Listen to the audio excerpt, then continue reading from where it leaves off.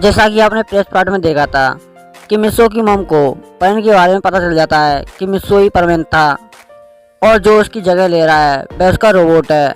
और ये सब जानकर मिस्सो का रोबोट एकदम शॉक हो जाता है कि उसकी मॉम को इस बारे में कैसे पता चल गया कि वह एक रोबोट है। और रोबोट की बात सुनकर मिस्सो की मॉम उसे परवीन की सीक्रेट डायरी दिखाती है जिसमें उसने अपने बारे में सब कुछ लिखा था और साथ में अपने रोबोट के बारे में भी। और ये सब जानकर मिस्सो की मॉम को अपने आप पर काफ़ी गर्व महसूस होता है कि उसका बेटा एक परवीन था और वह ये सब बोलकर एकदम इमोशनल हो जाती हैं।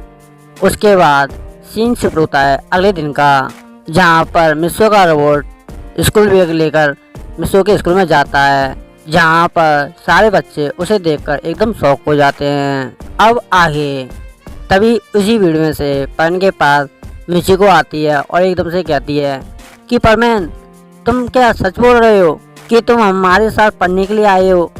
और ये सब सुनकर परवीन का रोबोट एकदम शांत हो जाता है, वह कुछ नहीं बोलता। लेकिन तभी मिस्सो की मॉम कहती हैं, हाँ ये बात सच है, अब से परवीन तुम लोगों के स्कूल में पढ़ेगा।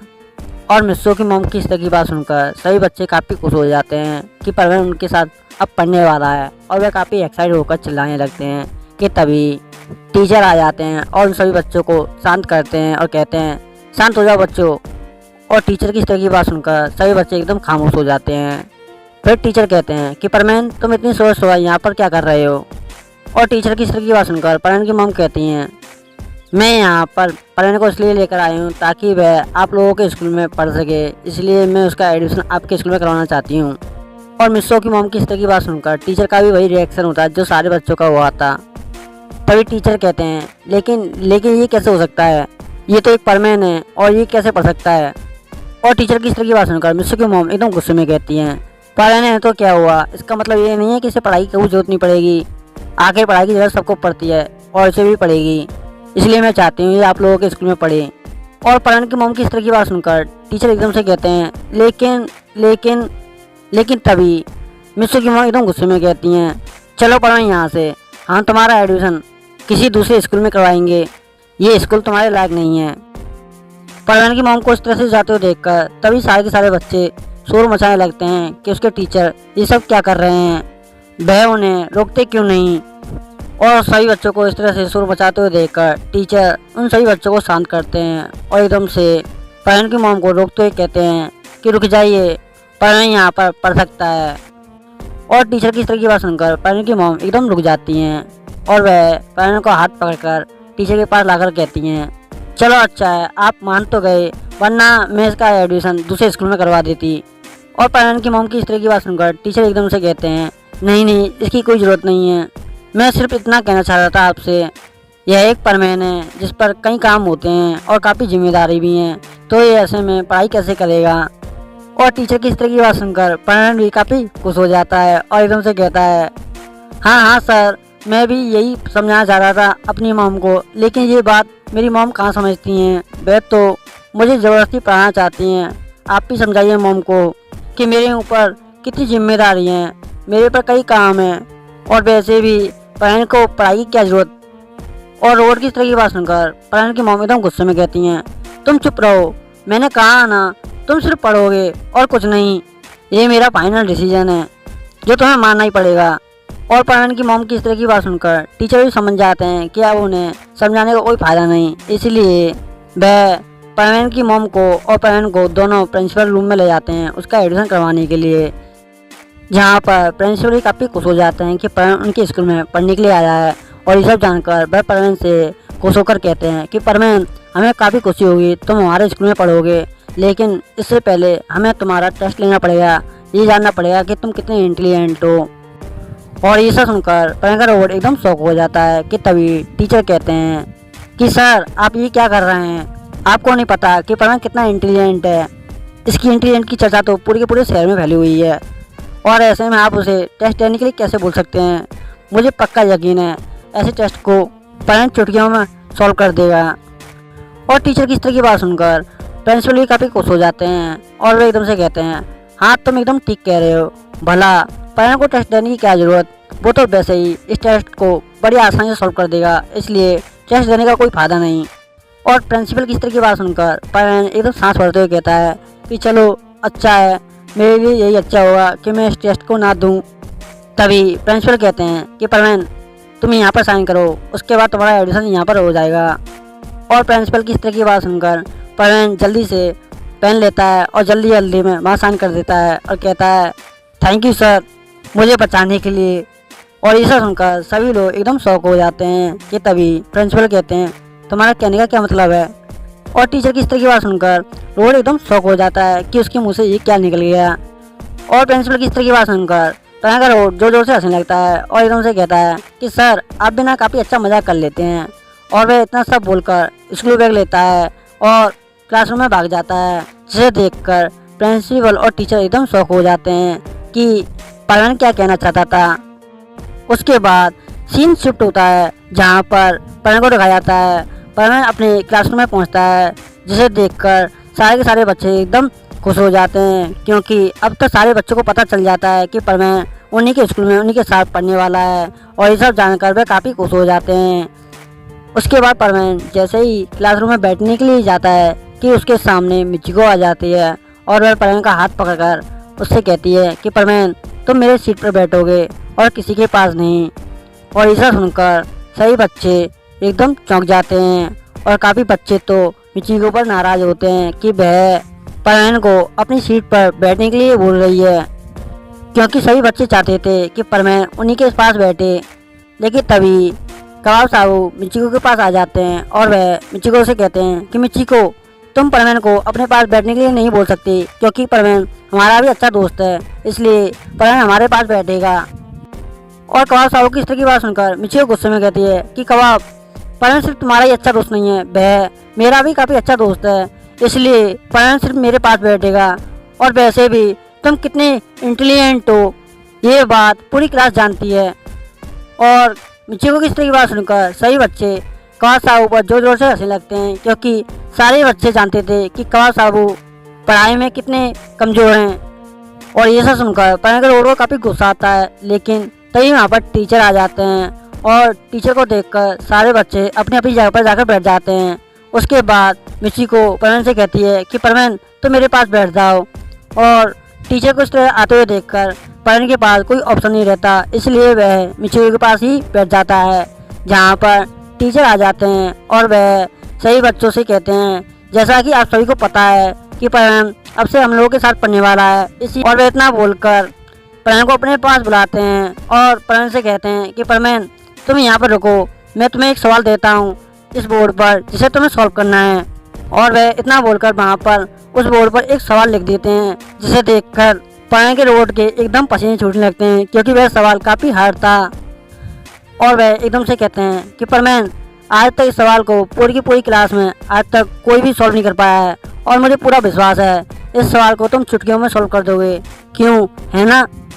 और टीचर की इस तरह की बात सुनकर रोड गुस्से में टीचर को घूरने लगता है और अपने मन में कहता है एक तो इस सवाल को आज तक पूरी की पूरी क्लास में कोई भी सॉल्व नहीं कर पाया है, और ऊपर से इतना मुश्किल सवाल मुझे करने के लिए दे दिया है, आखिर मैं क्या करूं, समझ में नहीं आ रहा है।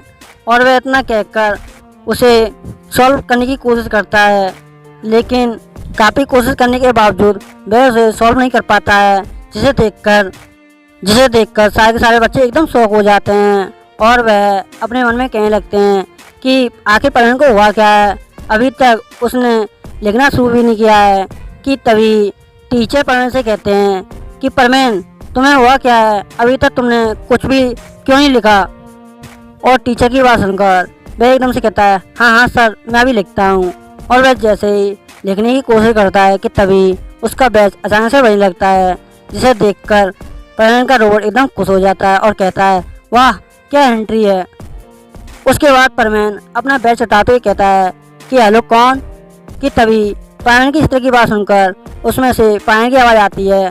पायन कहता है कि परवीन मैं पायन बोल रहा हूँ, तुम जल्दी से यहाँ पर आ जाओ, क्योंकि इस शहर में कुछ बड़े बड़े रोबोट आ गए हैं जो सारे शहर में तोड़ फोड़ मचा रहे हैं, हमें किसी भी तरीके से उन्हें रोकना पड़ेगा।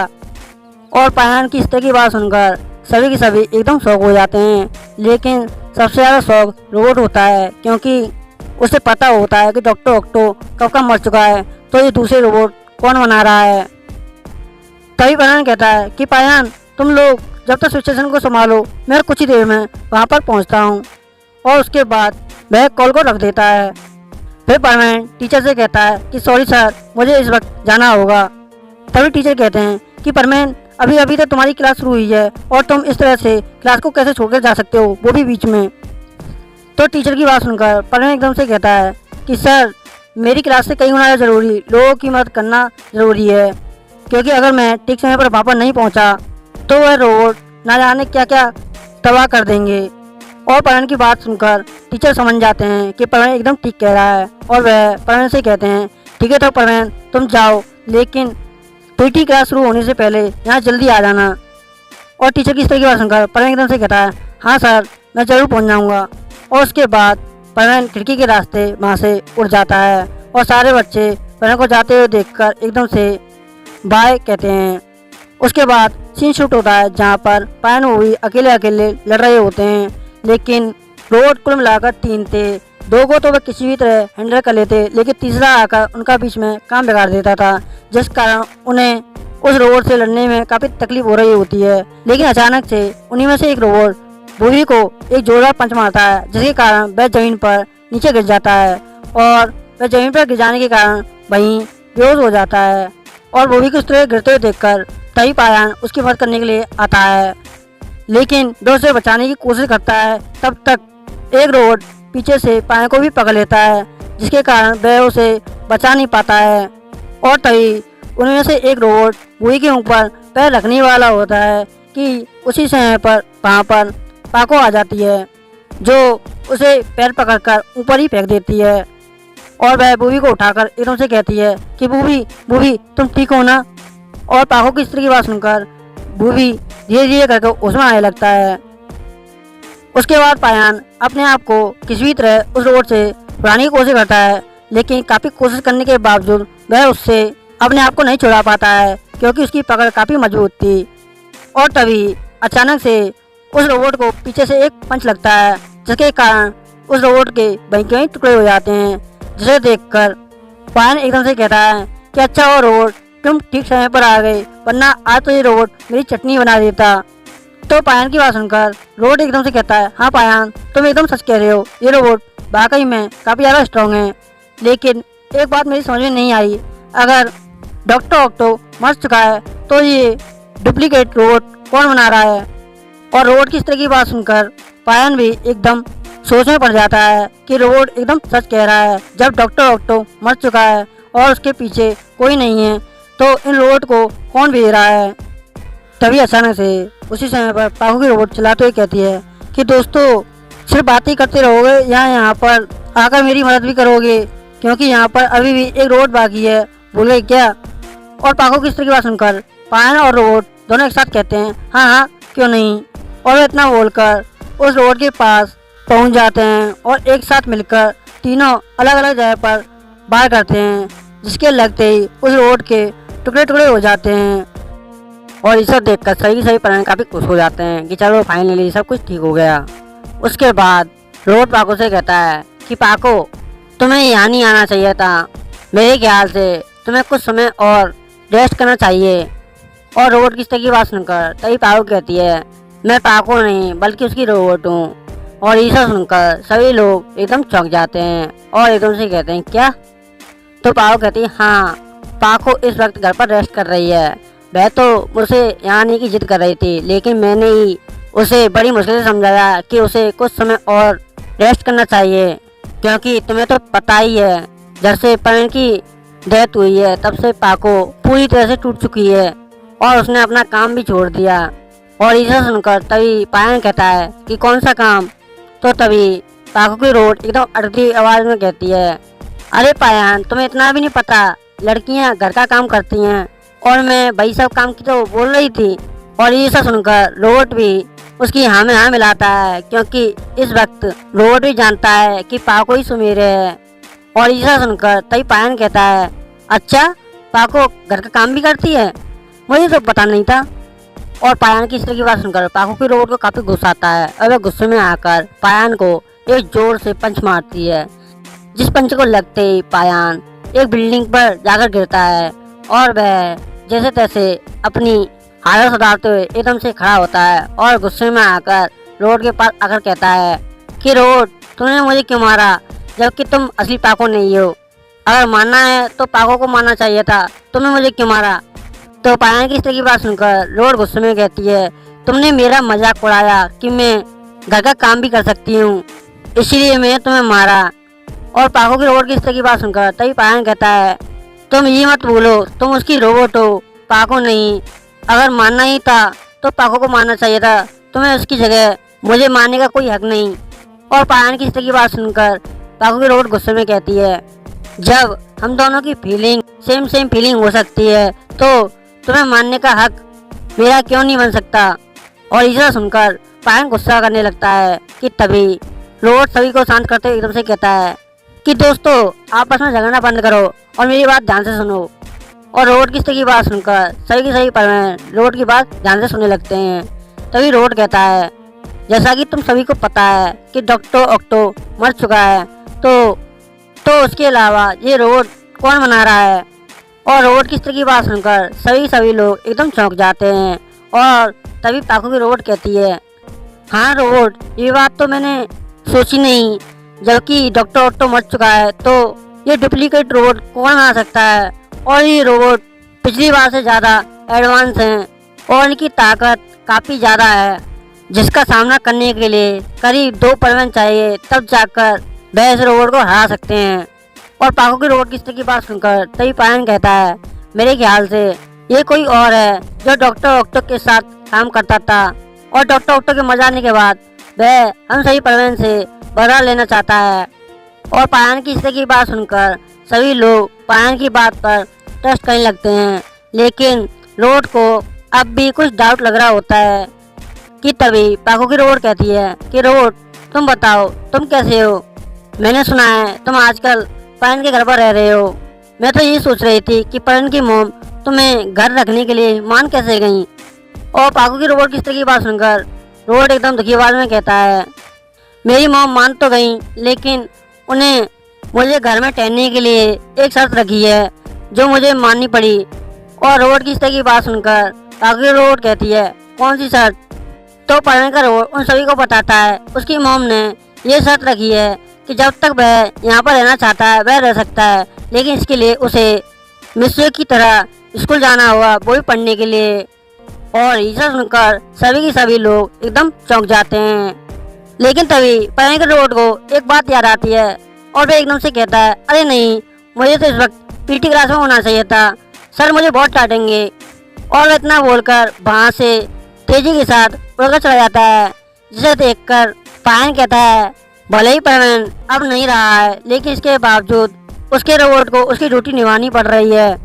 और ऐसा सुनकर तभी वो भी कहता है, मैं भी चलता हूँ, मैं भी देखना चाहता हूँ कि परवेन किस तरह स्कूल में पढ़ता है। और इतना कहकर वह भी पायन के पीछे पीछे चला जाता है। उसके बाद सीन शिफ्ट होता है जहाँ पर एक शख्स को दिखाया जाता है जो अंधेरे में से बाहर निकल कर कहता है कि मेरे रोबोट को हुआ क्या और वह अब तक यहाँ क्यों नहीं आए। तो उस शख्स की बात सुनकर उसका एक आदमी बोलता है कि सर, हमारे रोबोट पूरी तरह से तबाह हो चुके हैं, क्योंकि अभी अभी मुझे खबर मिली है कि सही परवेन ने मिलकर हमारे रोबोट को तबाह कर दिया। और ऐसा सुनकर उस शख्स को काफ़ी गुस्सा आता है और वह गुस्से में आकर कहता है, तुम्हारा दिमाग तो ठीक है, मेरे रोबोट को तबाह करने के लिए करीब 4 परवेन चाहिए और इस वक्त शहर में सिर्फ 2 परवेन हैं, तो ऐसे में भला वह इस रोबोट को कैसे हरा सकते हैं, तुम ही बताओ।